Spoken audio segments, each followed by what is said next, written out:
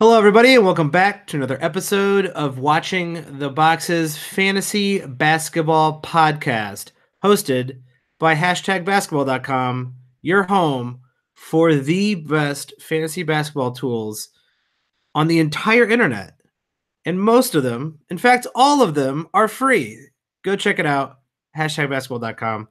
I'm your host, Mike Catron, and joining me as always is my co-host, Tyler Watts. What's up, Tyler?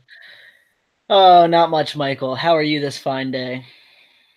I'm not doing great. Both of my eyes are bleeding. There's blood coming out of my eyes because I have just witnessed the Knicks Bulls double overtime game that almost went into triple overtime if it wasn't for a foul called with 0.2 seconds left on the clock by what some are saying is an angel or maybe even God incarnate, whoever that ref was, so no one else had to witness any more of one of the worst double overtime games in the history of the NBA. Yeah, there's a lot to unpack in that game, and I don't think we necessarily want to talk about it all because it could be here. Yeah. Shout out to the Fizz for wising up and finally playing his guys who can actually play basketball, though. Yeah, shout out to Enes Kanter. Here's a little pro tip, everybody. Play your guys against the Bulls. They're terrible. Hell, play your guys against the Bulls and the Knicks. The Bulls and Knicks are so bad, I'm starting to consider perhaps streaming players in roto leagues. That's how bad they are. The sad part is they're not the only ones, man. No, Atlanta's bad. The Mavericks have a terrible defense, man. I've seen every Mavericks game. You want to talk about a team with a bad defense? They are bad. Yeah, Lakers are low-key bad defensively. The Lakers just anytime JaVale comes off, if you're at all big, they have no one to guard you. No, and Tyson Chandler is not the answer. You know what they should do is trade an asset for Robin Lopez. That's what they need to do. Putting it out there. Is Robin back in the rotation yet? All right, he snagged 17 minutes tonight. Props to him. Game. He looked good. He looked a little slow, but he looked good. Dude, the Mavericks guys were busted on him so bad when they played the Mavericks because he literally played 10 minutes. He got 5 fouls, I think, and he just flipped out on the ref, and they were just busted on him for being crazy. Well, I'm all about Robin. I think Robin Lopez is a treasure, and I'm a big fan of his. But I mean, honestly, I don't know if this is if we can get someone to confirm this. This is how bad this Bulls-Knicks game was. There might have been more people stepping out of bounds in overtime than 3-pointers in overtime. Wow. And I think that might be true. I'm not gonna go do a fact check on that because NBA stats deep dive. Yeah, then I would probably just hang myself from a bridge or something afterwards. But wait, we missed the big story here. Did ESPN mess this up or did Kevin Knox come back? I didn't see no Kevin Knox in that game. Oh, and ESPN's box score says Kevin Knox played 5 minutes. Maybe he did. I didn't see him because my eyes were bleeding, Tyler. It was such a terrible game. I couldn't deal with it. But that's enough about that. We are here to talk about some of the hot ads and drops going on this week here at the end of week 3, beginning of week 4. So should I do my retraction from yesterday's podcast? Yeah, absolutely. You know what? We know as a podcast, as a Watching the Boxes, Tyler and I, we know we're not going to get everything right. We think we get quite a good amount of things right. But we know we're not going to get everything right. We are wrong sometimes. And sometimes we have to admit it. And Tyler, if you have a retraction, we wanted to tell the people about it. So I was mentioning the pickups for the week, and we were talking about the Suns who play a back-to-back. Well, it's actually kind of a pseudo back-to-back later in the week. And I mentioned Josh Jackson. And little did we know, Josh Jackson is now passed in the rotation by Mikal Bridges. So Josh Jackson has played a total of 24 minutes in the last 2 games. Okay. Yeah, that's not good for people who own Josh Jackson. especially me. And Mikal Bridges is getting the 25 minutes a game now. So you never know of how long of a term this thing could be, right? I mean, coaches change the rotation literally all the time. So that could be a thing. But here's the thing, okay? So Bridges played 26 minutes against the Grizzlies. He's a pretty good in limited minutes. He has the potential to be an okay blocks guy too. So he's kind of a similar player a little bit to Josh Jackson, except for the percentages should be better. So it's kind of just a straight swap. If Bridges is available in your league, he would be the pickup over Josh Jackson. They kind of do similar things, except for Bridges is probably the better version. So there's that. Well, surprisingly, Bridges is not one of the most added or dropped, but is not one of the most added. And Jackson is not one of the most dropped players right now, either on ESPN or Yahoo. Would you suggest making that switch if you had Jackson on your team? Oh yeah, 100%. I mean, I think if you're a second-year player getting passed by a rookie, that always seems pretty sustainable because we've seen a whole year of what you can do, and we've only seen 3, 4, 5. Well, it's been about 5 months since the draft, so we've only seen 5 months of what the rookie can do. So clearly him passing him is not a good sign unless it was just for he did something dumb or something like that, but that doesn't seem to be the case. Yeah, I'm with you. It's not a good sign for Josh Jackson that he's going to be passed up by a rookie. Yeah, who was the number 4 pick, right? So yeah. That pick's not looking promising, and he could be headed into the Dragon Bender territory, right, where you don't have your 4th-year option picked up. We're a long ways away from that, obviously, but that could be the way this is trending again. So shout out to the Suns for doing some not very good draft picking. Great job, Phoenix Suns. Thanks to you, the Bulls are not the worst franchise. I really appreciate it. Let's talk about some of the guys who are being picked up at a high rate. And I feel like this first name on the list is someone who's going to be – we're going to have to, omit him from future podcasts when it comes to transaction trends because I feel like every maybe 2 or 3 weeks, this guy is going to be picked up in, a bunch of leagues. And I'm talking about the one and only Boban Marjanovic. He's listed at 7'3". That's not true. He's 7'9". He's 8 foot tall. He's incredible.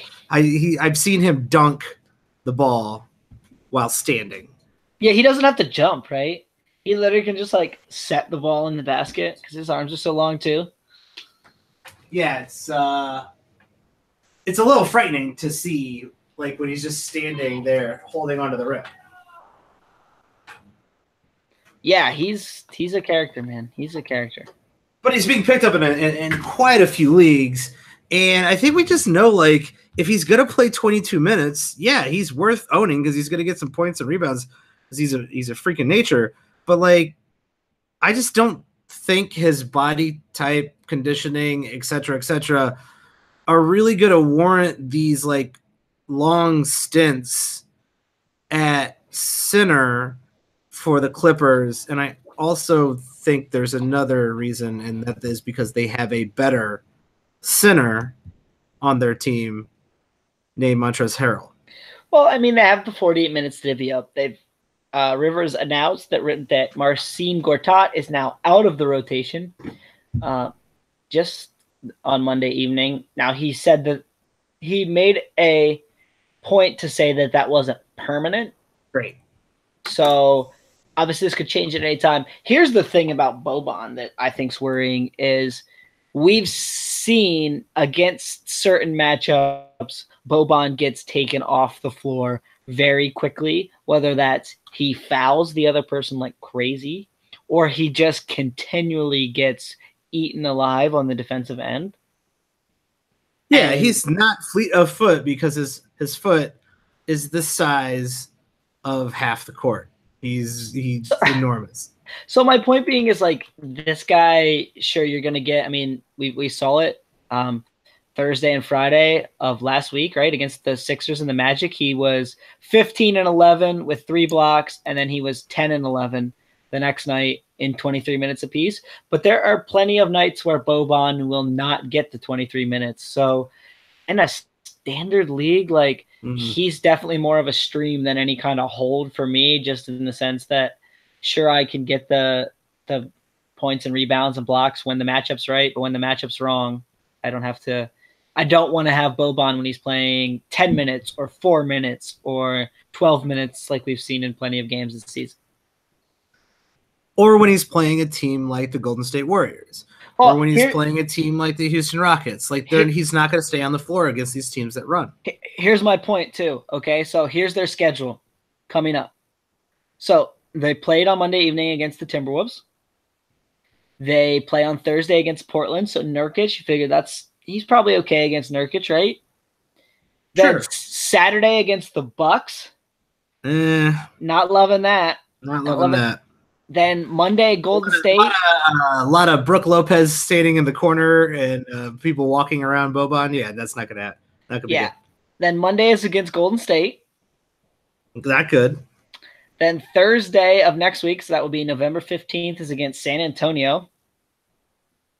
That could be okay. Paul Gasol's old. Yeah, but Paul Gasol's only playing like 15, 18 minutes, so maybe 20, maybe 22, right? So that could match up there. Okay, he could get the 22, 23 minutes. Then after that, you got Brooklyn next Saturday. So those will be the next 2 weeks. So the next 2 weeks, it's 2 3-game weeks. Not great. And there's at least 2 matchups in there that you don't love. And I could see Jared Allen kind of taking him to school in that one in the third. Yeah, that might not go well with those young legs against Jared Allen. Overall, this is a matchup streamer, like a very specific matchup streamer. You're going to have to pay attention to it. Well, if you are picking him up to own him for the rest of the year, you're excited about what he did in the last few games, don't be, because that's not going to last. If there's a guy to own and hold on this Clippers team that is a center, it's Montrezl Harrell. Because eventually I think the Clippers are going to start going to him more. And even in limited minutes, Montrezl is much better, I think, than Boban in limited minutes. Maybe not much better, but similar to Boban in limited minutes. But if he plays, close to 29, 30 minutes, you're looking, Montrezl Harrell it could be a top, 60, top 50 player? Yeah. Is that a little out of line? I don't know, man. Montrezl Harrell's shown this great ability to score points if he can get the minutes. Now, he's the type of guy that I don't know that he ever gets the 30 minutes. Yeah. And the reasoning behind that is kind of the similar thing with Boban. Like, in a lot of matchups, he's not a great defender against some of these centers. And so he's going to not play a lot against those guys. And there's enough of those guys to keep his minutes to 15 or 20 that it's hard for him to be 30 minutes throughout the season because he can't play 40 against the other guys. True.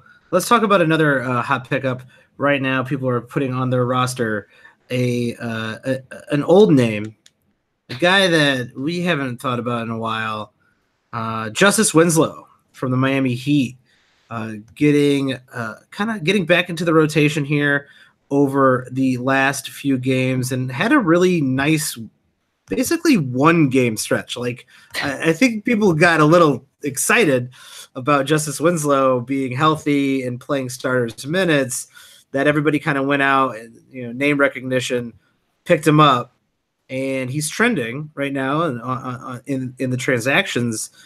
But I'm kind of confused why. Well, he played on Monday night, so certain percentage of people just picked him up as a stream, and I get that because he's played 30 minutes in each of the last 3 games. That includes Monday night against the Pistons, and the assists are 5, 8, and 5. That's nice. The steals are really nice too. And we saw the year that he played 34 minutes, he got you 1.4 steals a game. So you figure now if he can play 30, I mean, what's that, like 1.2, 1.3?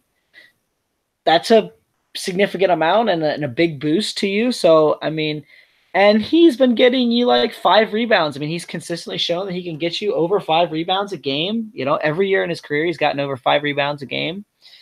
So I can kind of see why he's a little bit interesting in the sense that he gives you assists, he gives you some help and rebounds, he gives you some steals. Last year, he averaged half a block a game. Mm. You know Yeah, what I mean? I mean that's okay, right? Well, Like it's that's not. fine. Like his percentages are still real trash. Oh yeah, and he doesn't really shoot threes, and he's gonna score you like maybe 10 points a game. Like, don't confuse what I'm saying. Don't think I'm saying like this is a must pickup. I'm just saying, as far as a streamer goes, man, if you need rebounds, assists, and steals, he's probably one of the better guys on the wire. Like, there's not too many guys out there getting 4 assists, 5 rebounds, and over a steal. Yeah, I guess I see why people are picking him up to stream. I think it's another one of those, probably a little bit more. If he's going to get the minutes and all, I think he will. He'll like get more consistent minutes than Boban.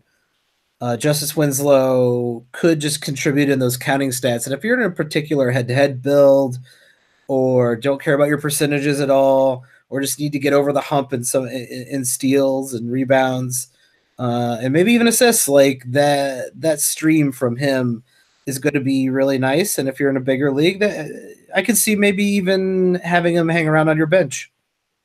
Yeah, and another guy for the Heat that's worth picking up if no one has in your league already is Bam Adebayo. Hassan Whiteside's getting an MRI on his knee on Tuesday. He sat out Monday's game. Adebayo played 29 minutes, got 8 rebounds, an assist, 3 steals, a block, 11 points. We've seen some interesting lines from Bam when he's gotten big minutes. We've seen some interesting per minute stats from Bam. And I mean, obviously, if you're getting an MRI on your knee, we don't know what that's going to say, but not the best sign. Doesn't sound like a good thing. If you had to take Bam Adebayo or Justice Winslow for the rest of the year, you couldn't drop them, which one would you pick up? How big's the league? 12 team. I'd probably have Winslow because I feel like Winslow, although we've seen Winslow have some injury issues, but at the same time, like, he looks a lot more safe to play 30 minutes, whereas Adebayo, when Whiteside comes back, he goes back to 15 to 18 a night. Like, that's probably a detriment to my team. Yeah, you're more likely. So this is I think a case of minutes per game, right? You're more likely to see that minutes per game stay consistent with Justice Winslow, while I think Bam Adebayo has the better fantasy game, where if he was playing consistently 30 minutes a night, I think I'd rather take Bam Adebayo. Yeah, and I mean that, and I guess my big point here is we don't know the Whiteside thing. Like, Whiteside Damar could come back clean and he could potentially play in the Heat's next game. So I mean, it's totally an upside shot at this point. We don't really know, but at the same time, it could be something good. And we've seen Adebayo produce some good percentages. Even in 19 minutes this season, he's averaging 6.8 rebounds. So, I mean, if he's playing 30, could he average 8 and 10 points with closer to a block? And he's always been like the same amount of steals and blocks. So in 30 minutes, he's probably like 0.8 and 0.8 in the steals and blocks with 8 to 10 points and 8 to 10 rebounds a game. Like, that sounds pretty good on somewhat decent percentages. He's probably going to shoot over 70% from the free throw line. So he's not a total punt free throw guy. Yeah. Bam Adebayo, I like watching him play. Like, I feel like he's got a lot of talent. I think he's going to be good there in the long-term future. So, like, keeper-wise, I kind of like him. If you're in a very large dynasty league or looking super long-term, that's a really good asset to pick up. I like him career-wise over Justice Winslow because I think we know who Justice Winslow is. Let's go to another team that calls the stinky state of Florida home. This is in what many call one of the worst cities in America. Down in Orlando, DJ Augustine. Always with the city hate, man. You're just always hating on all these cities. You know what? It's because I live in an actual city. Orlando, while probably has a few nice things, nice spots, nice places to eat.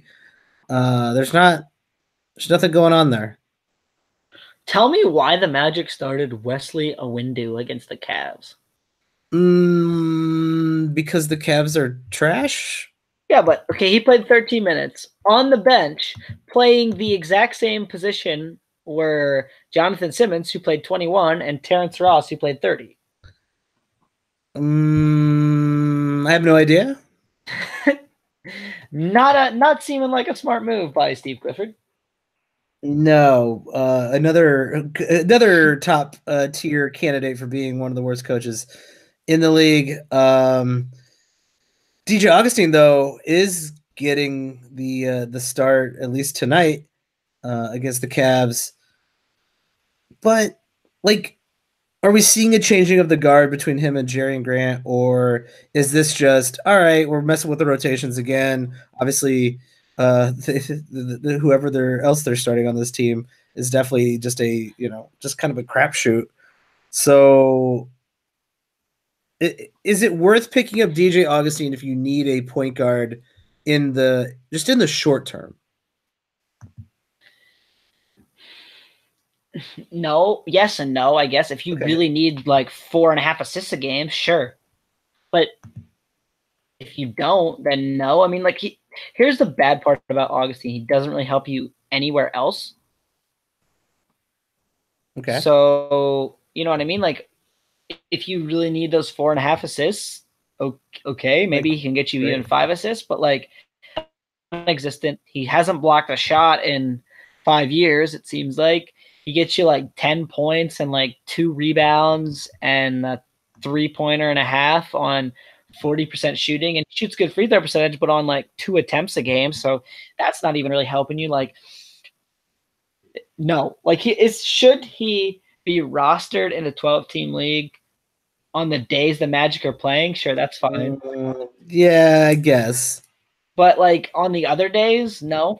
Like he would be the first guy I drop, like if I picked him up. And it all depends on my matchup too, right? Like if I'm a team with not a lot of point guards and I'm playing a guy with not a lot of point guards and I'm like, hey man, I'm punting assists, but he's punting assists too. If I pick up a guy like DJ Augustine, I might be able to steal assists. Yeah, that's a And great sure, move. but I specific situation, obviously. Yeah, I like that idea. I like you mentioning that, like, hey, when you go into a head-to-head matchup, don't just try to maximize your starts. Don't just try to find out the back-to-backs, the right stuff, which you can find all that kind of information in Tyler's excellent week primer that he does every Sunday on hashtagbasketball.com. That's all really good information. But here's even I guess, better advice from Tyler. Check out and see what the other team that you're going up against is good and bad in, and then plan accordingly. Try to steal a category that you might not have thought you were able to based on your build. Like it's a really good idea. And I have a question for you, Tyler. There's another player, another point guard, who has recently been playing more minutes as well on this list as well. And I want to ask you a very specific question. Go ahead. I'm excited. You have to roster this guy for 3. Get out of here. You have to roster this guy. Guys. Willie.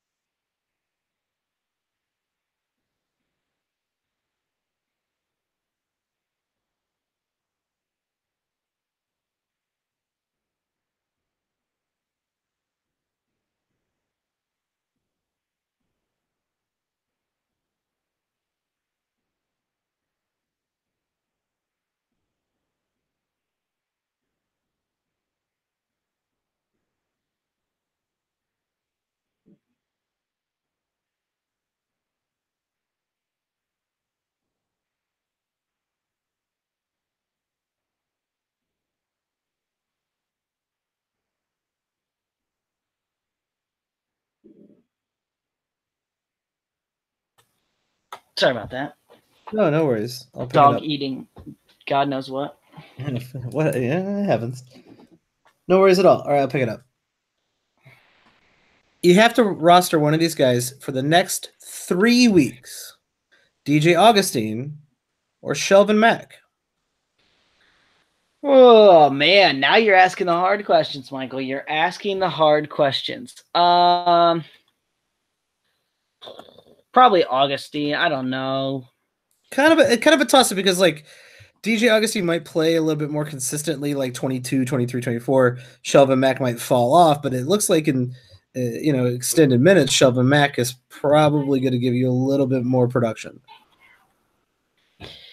Yeah, I'm just worried that the Grizzlies decide to tell Mack he's playing 10 minutes a game.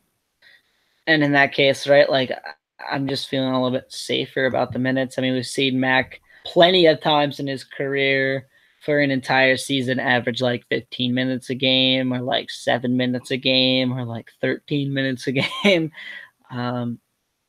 So I just get a little bit worried that that's what happens.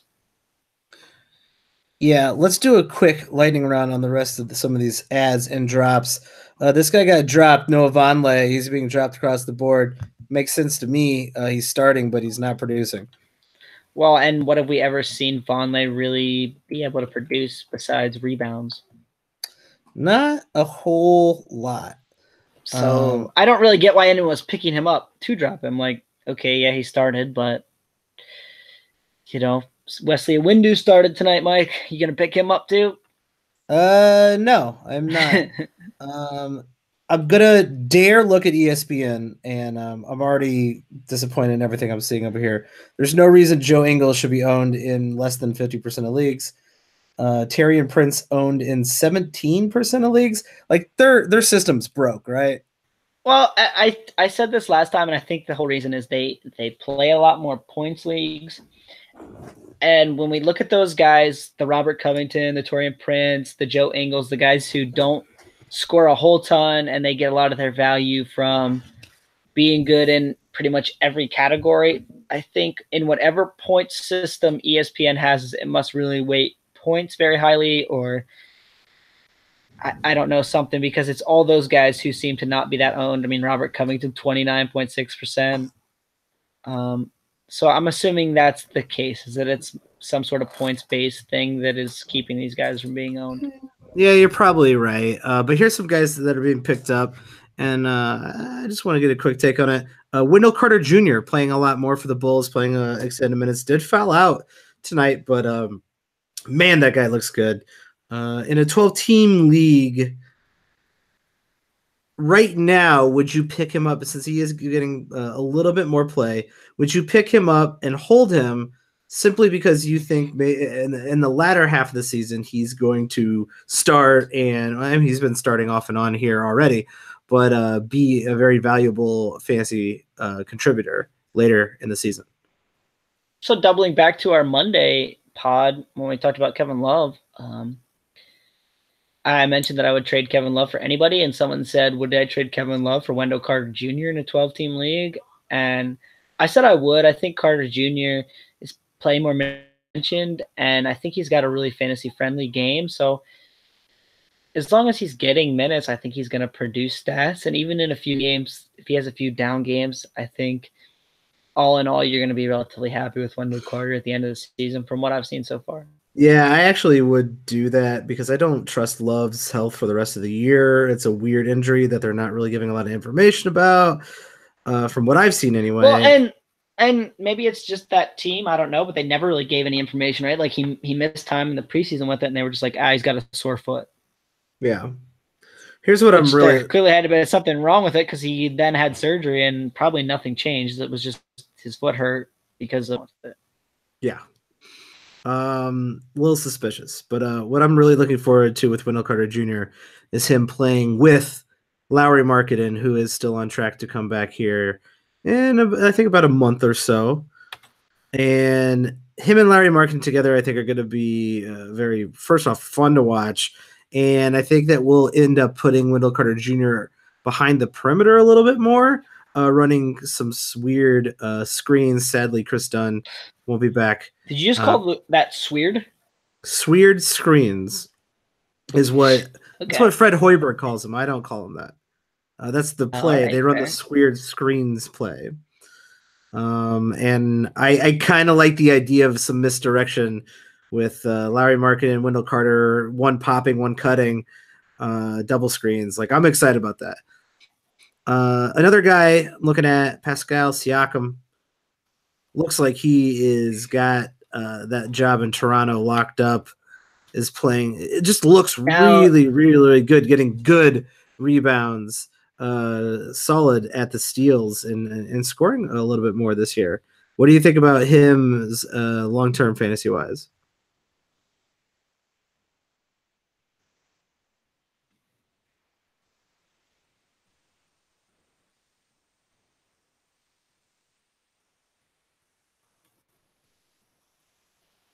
Can you hear me?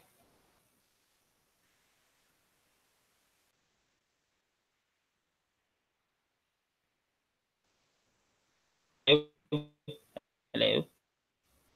Are you there? Oh, hey. Are you there? I mean, I hear you now, but I didn't hear you before that. Yeah, I think the thing dropped out a little bit. I'm not sure if that was on your end or mine, but yeah, I heard you talking, and then like there was like a scratch, nothing. So you're a little. And then I started talking. You're dropping out now.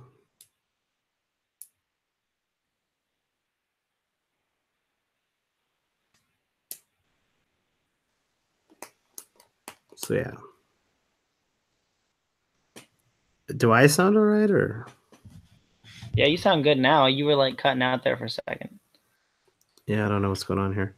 All right, I was talking about Pascal Siakam. What do you think about his value long term this season? So here's the thing: he's gotten a few more minutes in the last few games, but Kawhi Leonard missed 2 of those games, and OG Anunoby sat out the other game. So obviously, those are the 2 main competitions for the minutes, especially at that small forward spot there. So Siakam got a little more playing time than maybe he originally would. And that's really my worry on this Raptors team is they've got a lot of good bench players, potentially play anybody. You know what I mean? Like they could run Fred VanVleet a little bit more and go kind of 2-point guard look. They got a lot of options. So I worry about Siakam's minutes a little bit, but we have seen a lot of really good play from Siakam. So he's not the worst pickup in the world, especially in like a 12 or 14 team league. But at the same time, is that value going to be super consistent throughout the season? That I would also probably say no. Just some other guys will get hot, get some more minutes, right? If CJ Miles has a crazy game where he's knocking down 3-pointers, they might leave him in a little bit longer too.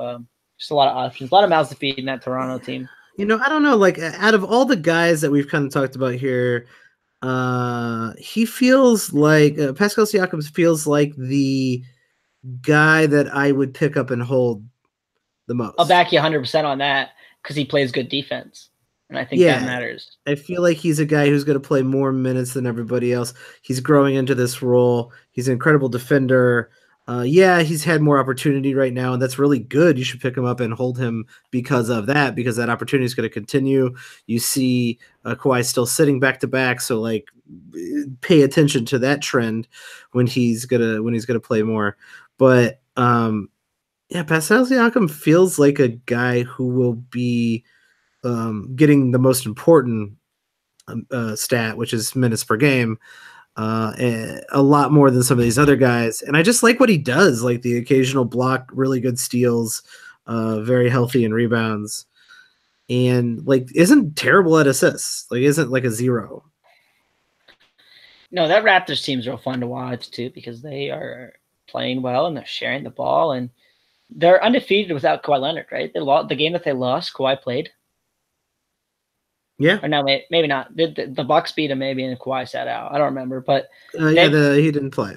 But they've beaten some fairly good teams without Kawhi Leonard, including that absolute destruction of the Lakers on Sunday evening, which most people probably watched if you were watching basketball because I think it was about the only game won. They're just fun to watch. And that bench, man, that bench is a lot of just players who probably start on a bunch of other teams. Yeah, they are very good. I think a lot of people were underestimating them. Everybody's getting their shit wet for Boston.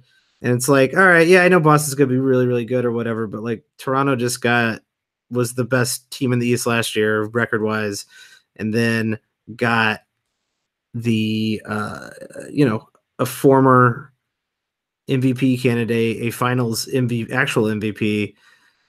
That's an upgrade. And then all those young guys got better. The bet to make was Toronto winning the division, Toronto winning the East. Parlay that up, get some money, make your money, everybody.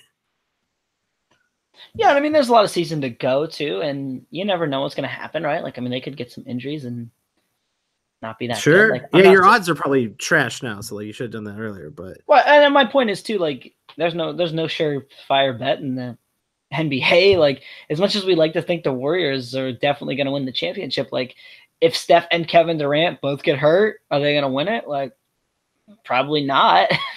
Yeah, probably not. I think that's it for our transaction trends this week here at the beginning of week 4. Everybody, we really appreciate you, all you listeners out there, asking us questions, giving us feedback. If you want to leave us feedback, find us on Twitter. You can find me at Watch the Boxes. You can find Tyler at Tyler P. Watts, WATTS, or rate and review us wherever you're listening to this to. You probably can rate and review us on that. Do that. It really, really helps us, especially all you cats out there on iTunes. That helps people find the show. And if you really want to support the show, just like our awesome subscribers already are doing, check out Patreon, patreon.com/watchingtheboxes.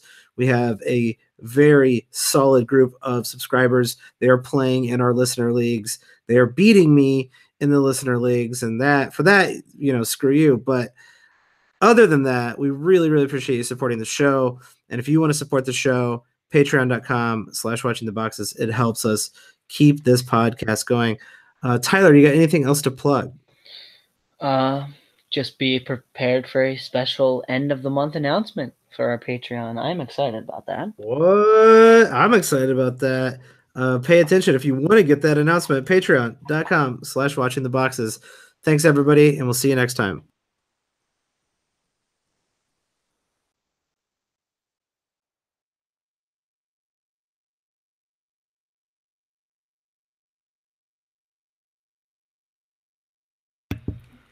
Hello, everybody, and welcome back to another episode of Watching the Boxes Fantasy Basketball Podcast, hosted by #basketball.com, your home for the best free fantasy basketball tools on the interwebs. Go check them out, #basketball.com. I'm your host, Mike Catron, and joining me as always is my co-host, Tyler Watts. What's up, Tyler? Oh, Michael, it is a great day.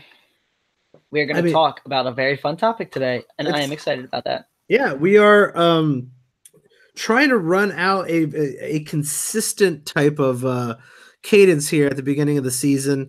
And really this is from some feedback that we've gotten from our listeners, and we really appreciate that feedback. And I hope you guys are liking it. If you are liking it, or if you're not liking it even, hit us up on Twitter. You can find me at Watch the Boxes. You can find Tyler at Tyler P. Watts, or you can subscribe to our Patreon, patreon.com/watchingtheboxes, and interact with us. And really, you have the ability to shape this show in the direction that you want it. And what we've been doing is doing the buy lows and sell highs for each week as we move along. And I feel like this is questions that we get asked a lot. It's topics that people want to hear. And so if this is what you like, let us know. If this is not what you like and want to hear something else, let us know that. We would really appreciate it.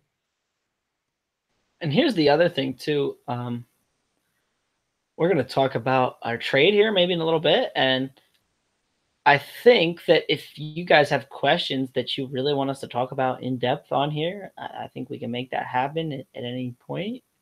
All you got to do is ask. So yeah, I like the idea of taking some of the more interesting questions. So sometimes we'll get some questions that I'm like, yeah, that's the obvious one, or no, don't ever do that trade. That's a terrible idea. but sometimes we get a question, and sometimes it's about like a philosophy of like what do you do in these certain situations. So like in the mailbag episode that we did not that long ago, we got a question about how to treat injured players coming off the IR. Well, that's a very interesting question. There's a lot of permutations that can come out of that. There's a lot of different ways to approach it. But that is part of the fantasy basketball game. Like you do need kind of a strategy, kind of a forethought when it comes to guys who are injured, whether they're really good or medium players or just not even so good players. You still need to have a strategy when they're about to come off the IR, when you should trade them, you should start them. Those are really interesting questions. And this is kind of a more straightforward question, and we might as well talk about this. This comes from Tyler Stevens. Shout out to Tyler, and I assume he's listening to the podcast, so shout out to him on this podcast. He had a pretty interesting trade question. This is a trade I hadn't heard before, because and when you're trading high-end guys, it's kind of it gets a little dicey in my opinion. So there's one specific reason, and I'll let you explain the trade first. There's one specific reason I really like the fact that he made this trade. So we'll get into that in a second. So yeah, he is asking, should I trade away Giannis and Clint Capella to get back Harden and Marc Gasol? And you could kind of tell like there's a strategy, like the two guys in one side of that trade fit a certain strategy, and two guys on the other side of that trade fit a different strategy. And so that to me is the first part that I find this interesting. But also when you're trading someone like Giannis and Harden, I mean that's a whole debate in itself. Yeah, and so so this he let me know this was a 12-team 9-category league. So we can shape it in that context too, if you want. And the thing I really liked about it is he's trading 2 poor free throw assets for 2 very good free throw assets. And the way I like to play head-to-head is I like to try to keep my options open on winning categories every week. And Clint Capella is one of those guys who pretty much eliminates you from winning free throws. And Giannis doesn't super help you in winning that category. So I really like the trade in that aspect. I also think if you frame it that way and look at Capella's negativeness as far as free throws go, you could be getting the 2 best players. Like I don't think there's going to be any argument that Harden is better than Giannis, and Marc Gasol is going to shoot fairly well from the free throws. Now his field goal percentage might hurt you enough that Capella still ranks higher, but at the same time, I like Gasol's ability to get those kind of specialty stats, right? He's going to get you really good rebound or really good assists that Clint Capella is obviously not going to get you. So I really like the trade, and I told him to do it for those reasons. Yeah, I would agree. Giannis, while fantastic and amazing, has some holes in his game, and we've talked about those before, and I will still stand by the statement, even though Giannis is averaging and you completely changed 14 rebounds. It's insane.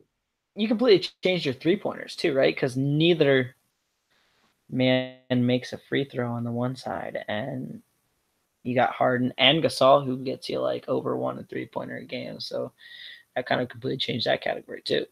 Yeah, this like in a 9-cat league feels like a right type of trade, but it depends on your punt strategy, as always, what you're going for in the rest of your team, and also the size of your league. Like Tyler was saying, this is a 12-team 9-cat, so all those factors go into play. Marc Gasol, just doing Marc Gasol stuff, like you said, only shooting 40%, but hitting threes, getting rebounds, getting assists, getting 2 steals a game. Obviously that is not going to persist, but like Harden is currently ranked per average 11th, and like there's a good chance he's ranked per game like 3rd. Well, here was the craziest part, and this is what I tried to explain to the guy. Okay, so you could potentially totally be shifting your team here. Yeah, because both the guys he gave up are good field goal percentage guys, right? They're strong. They're terrible free throw and 3-pointer guys. So that's there. They're both good at rebounding. They're both not very good at assists. I mean, Giannis is, but Capella doesn't really help you in that category. And you kind of flip that. You're probably getting more points from the Harden side. You're probably getting, a lot more 3-pointers. I mean, Gasol's averaging 1.8 for the season. He averaged 1.5 last year, so that's a complete shift. Gasol's been a good free throw shooter. Harden is probably the best free throw shooter in the league, right? So you're completely changing that category, and you're getting 2 of the better assist guys if you frame it as Gasol's assist just as a center. He's one of the best assist guys as a center, and Harden, we've seen him average over 10 assists a game. So he kind of made a really big turn to his team, but I liked it. Yeah, I think that's a really good trade. And like sometimes you might have a good team, but they all don't fit together. Sometimes you might have great players, but you're not winning weeks just because. Yeah, you can't go best player available in every round and win the league necessarily. Yeah, like the rest of the league might just be configured to where they're beating you in certain categories half the weeks, and the other half the weeks they're beating you in the other ones just because you're not really competing one way or the other one. So you got to decide to make a move, and I think this is a good move. It kind of gives your team an identity and gives you some elite stats from a guy like James Harden as well. Yeah, so I thought that was cool, and it was a different trade to think about because that's not kind of the high-end move you see that often. So I enjoyed thinking about it. Yeah, that is not a normal trade, and an interesting trade and a good one. So shout out to Tyler out there for coming up with that trade. Let's get into it. Let's go into our top 5 buy lows for week 4 here. Tyler, you got a pretty good list. In fact, you got a list that's longer than 5, so we might have to talk about more than 5. And one of the men ruined it, so I wanted to add a 6th. Okay, one of them ruined it, and it was tonight, and his name is Enes Kanter, when he had 23 points and 24 rebounds and 7 assists against one of the worst teams of all time, the Chicago Bulls. And here's why I wanted to leave him on the list, because some folks might look at that and go, oh, it's just against the Bulls. Bulls stink. Or they might not have even paid attention to that game because other than Mike, who's got some sort of something wrong with him, I can't imagine too many folks were tuning into the Knicks and the Bulls this time of year. I would not recommend watching a double overtime game with the Knicks and the Bulls. I would not recommend it. So here's what I was hearing up to this point. All weekend I was fielding questions because, like, we're big Enes Kanter guys, right? I was love Enes Kanter. I know Mitchell Robertson's coming in. He's starting. A lot of people are worried about Enes Kanter, but Tyler, you know better than that. Right, and we saw 6 straight games where he played. The most he played was 26 minutes, and there was a couple 19, 20, 21, 20-minute games in there, and people were worried. Enes Kanter's still going to get you points, rebounds, and shoot good percentages. Even in 20 minutes, he's going to be standard league ownable. There's always going to be games where he bubbles up and does something crazy like the 24 and 23 he dropped against the Bulls.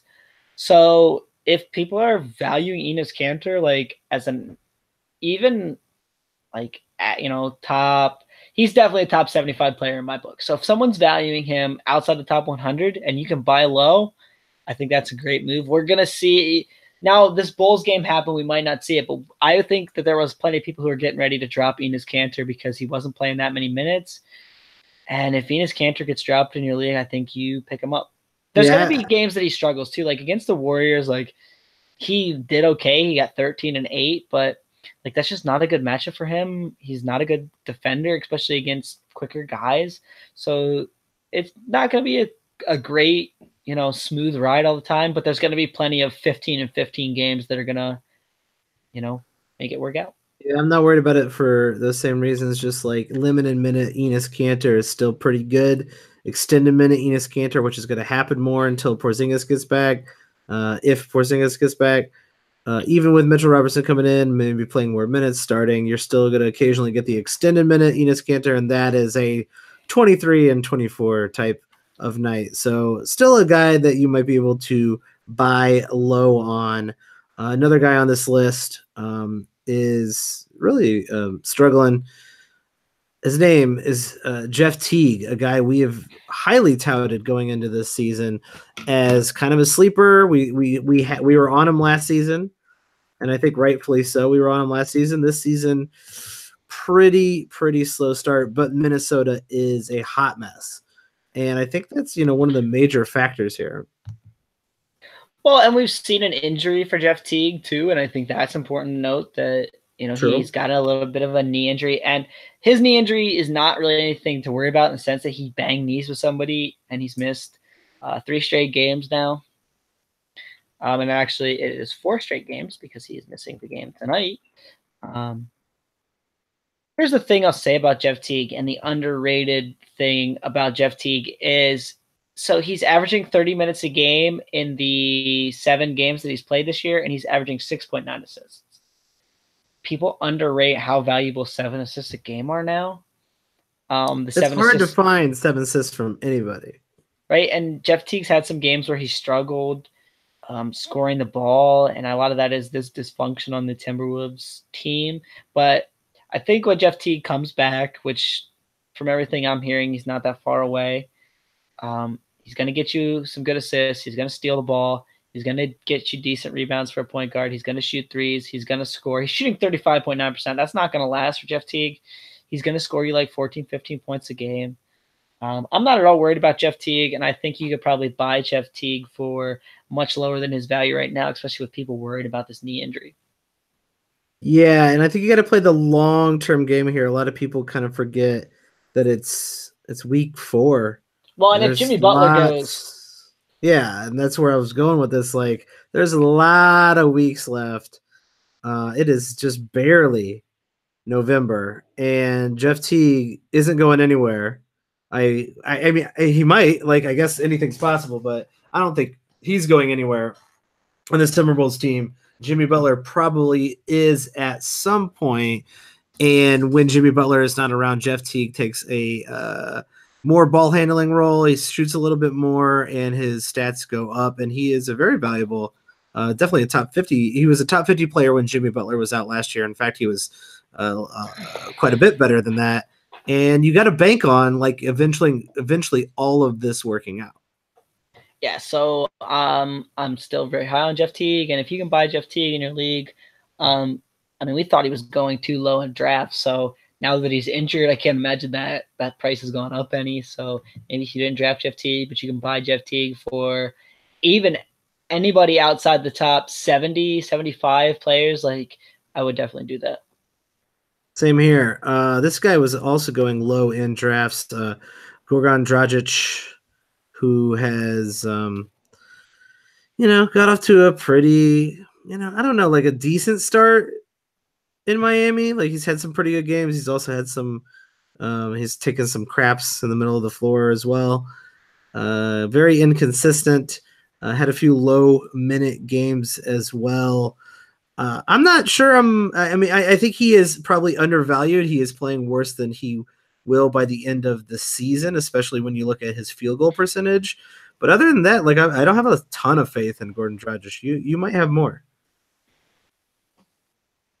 Here's the funny thing about Dragic.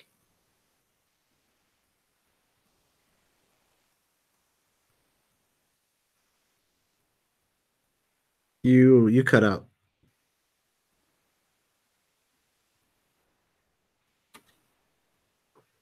Can you hear me now? Yes.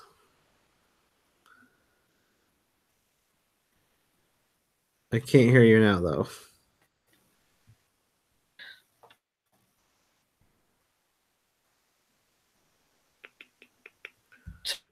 So here's the thing about Dragic.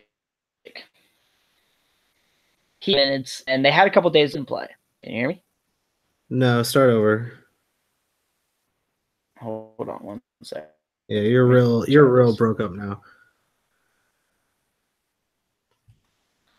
Damn Hangout. I don't know what's wrong with it.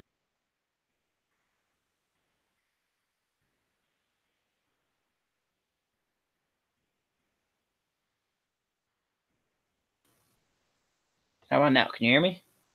Yeah. All right, cool. So here's the thing about Dragic. He played 25 minutes in a game, and then they had a couple of days off, and he sat out. And the word was he had a lingering foot issue, and that the pain was pretty bad, and it was the reason he was sitting out. And then he played on Monday night, played 34 minutes. I think, number one, Dragic was probably getting picked a little bit too low to begin with in drafts, and we talked about that a little bit during the preseason. Now people hear lingering foot issue. They hear things like, oh, he had a 25-minute game. People look at this Heat team like, oh, there's a lot of mouths to feed, and this guy could do this, and this guy could do that, but they don't really have anyone else to play point guard. Like Tyler Johnson's not a point guard. It's one of the reasons you're seeing Justice Winslow get some decent assist numbers is they just need someone to handle the ball when Dragic's not on the floor.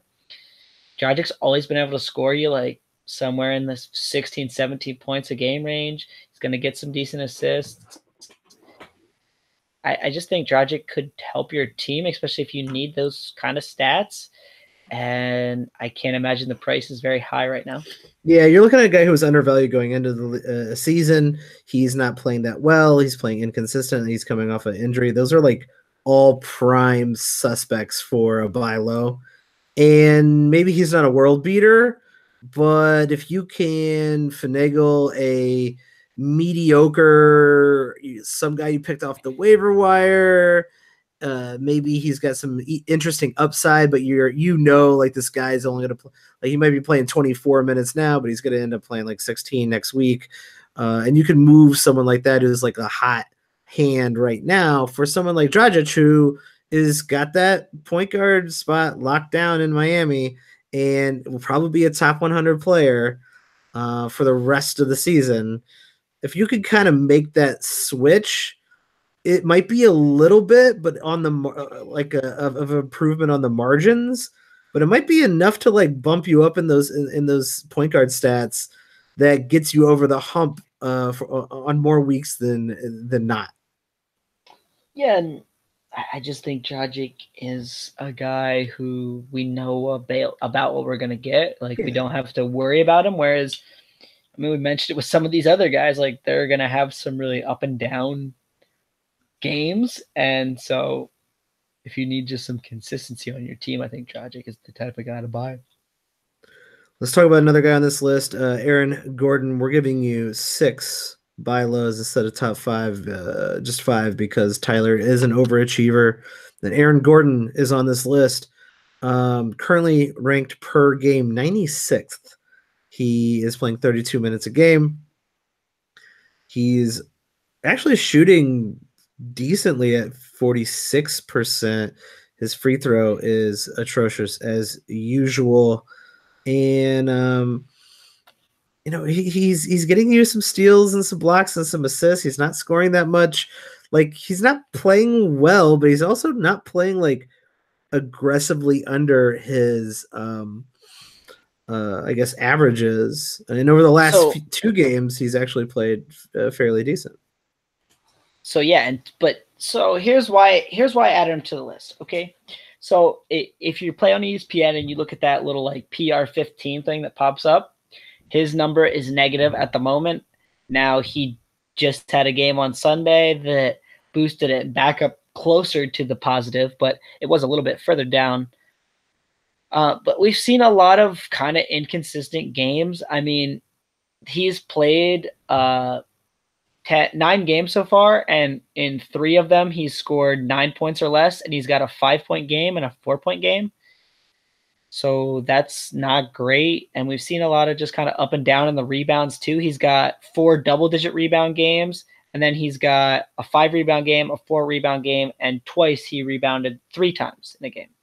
So I think that's a pretty good point, is that sometimes you go look at a guy's overall averages and you kind of look at what he's been doing and you go, all right, it looks like he's okay. Like, he looks like he's fine. But from an owner's perspective, you see him miss a game, you see him get an 8-point game, and he becomes like an annoying guy to own. And like, sometimes you can buy low on guys who aren't doing that, who are only a little bit below their averages, but are annoying to their owners, whether they're inconsistent or their PR looks bad, or just they had some dud games, and the owner's tired of starting them over other players. And you're like, hey, I'll take that guy long term. And Aaron Gordon's a good pickup if you're looking long term for the rest of the season. Yeah, so you got to look for the right owner. You got to look for the frustrated owner. And I mean, if it's Kyle McEwen, right? We had our friend Kyle McEwen on in the beginning of the season, and he talked about how high he was on Aaron Gordon for the year. Like, you're probably not getting him from that owner, but there's probably some owners who, they read someone's sleeper list and they picked Aaron Gordon inside the top 50, and now they're like, dude, this guy, like, sure, he's had like 4 or 5 games where he's done good for me, but there's been like 5 games where he's killed me. Yeah, and let's say you were high on Aaron Gordon going into the season. Well, he's not overperforming, so like you might have drafted him a little high, and you're not getting really a ton return on that.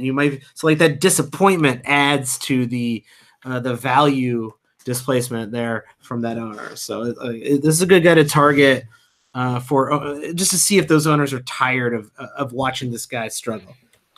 Yeah, and this is what you got to look for, especially in leagues where everybody's good. Like, they're not going to fall for those like ridiculous buy lows, right? They're going to fall for these ones where they're like, you know what, man, do I really want to ride with Aaron Gordon all year, putting up 4 and 5 point games every, once a week? He plays 3 times and he gives me a single digit point game and doesn't help me in a lot else in those games. Like, that's what you got to feed on. And a lot of the bad games are due to the Magic getting absolutely blown out. Like those 3 terrible games I talked about, the Magic lost by 32, by 22, and by 25.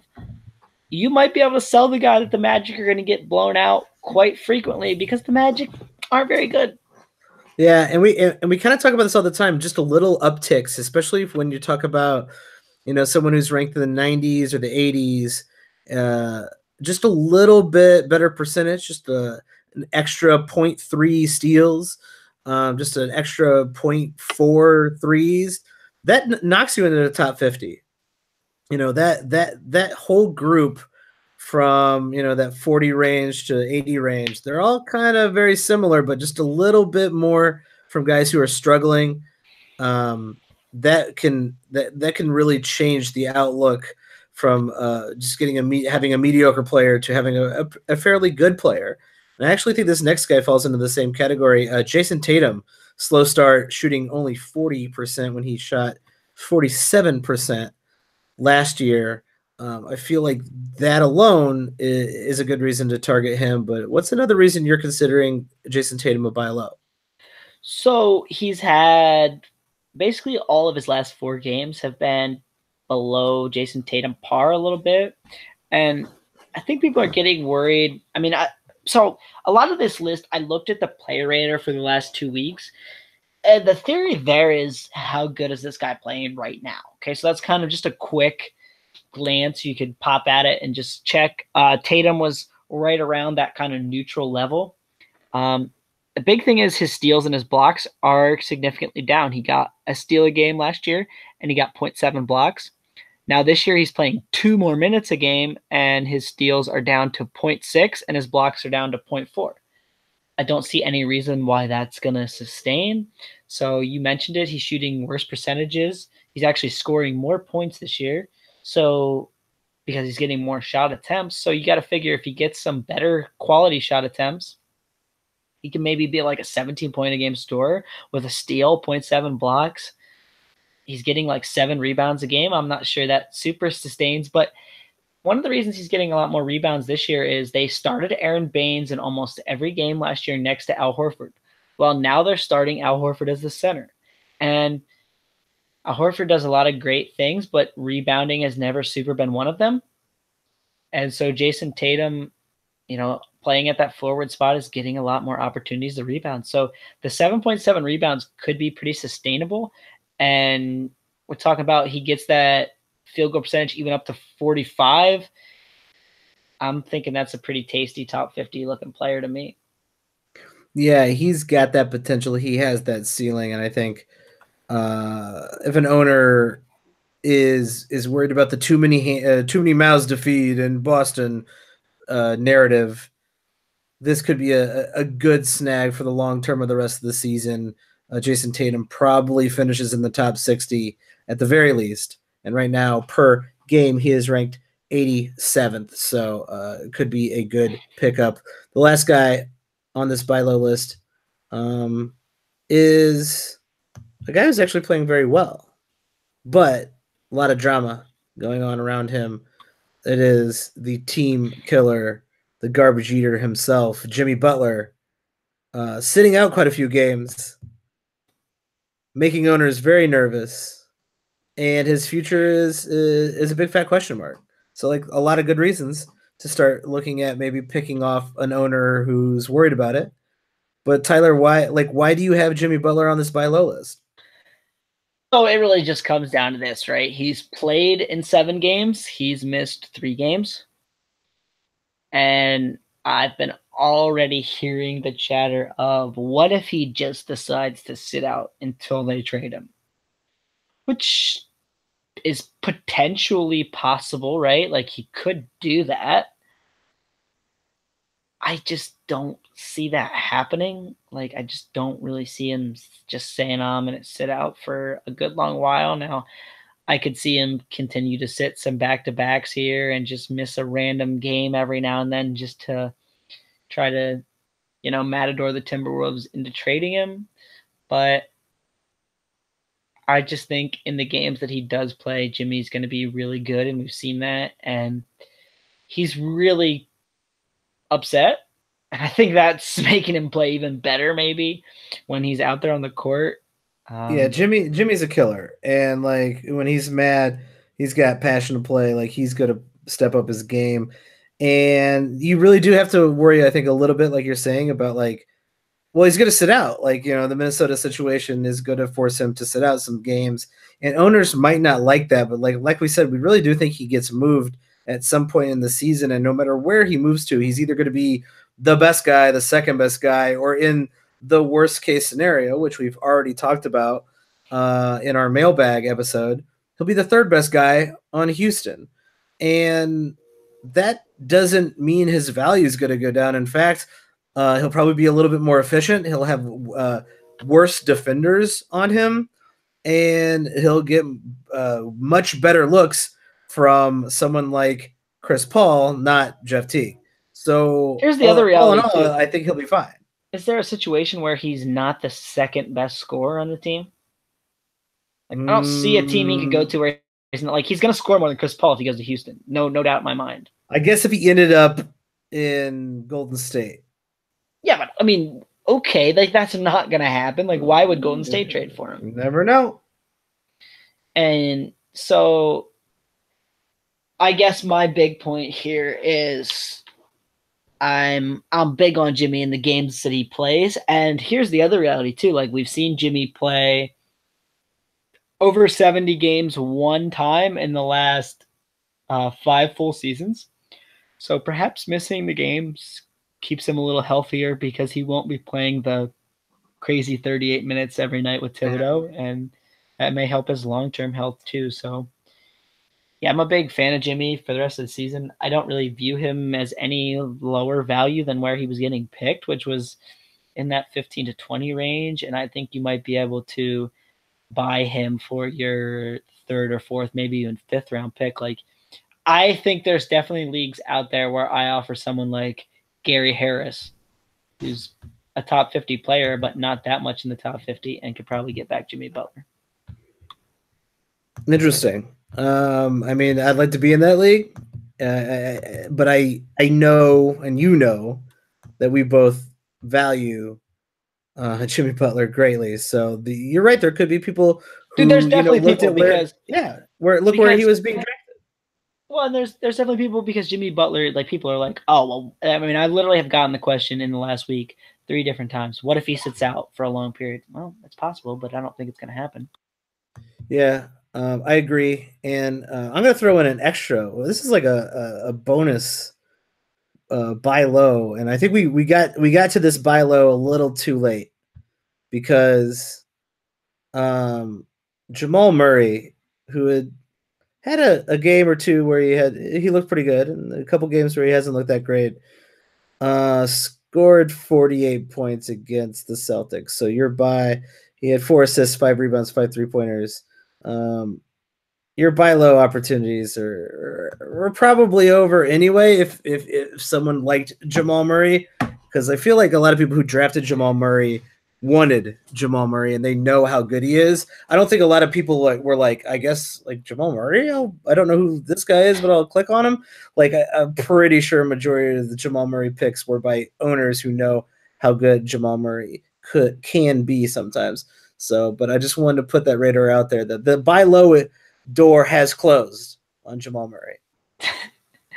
There's a door now. Good to know. There is a door. It's a buy low door, and we are closing the buy low door because that is it for our buy low segment this week.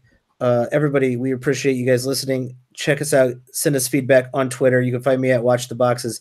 You can find Tyler at Tyler P. Watts. Rate and review us on whatever you're listening to this to, or check out the Patreon, patreon.com/watchingtheboxes. Subscribers get exclusive content. They get access to me and Tyler, and they help shape and support this podcast. We appreciate all you listeners out there. We really appreciate you Patreon subscribers, and we'll catch you next time. You probably want to cut it because you're getting pretty close to 2 hours, aren't you? And if it goes over 2 hours, it gets funky. Yeah, it gets weird. All right, I'll cut this and then I'll start another one. Okay.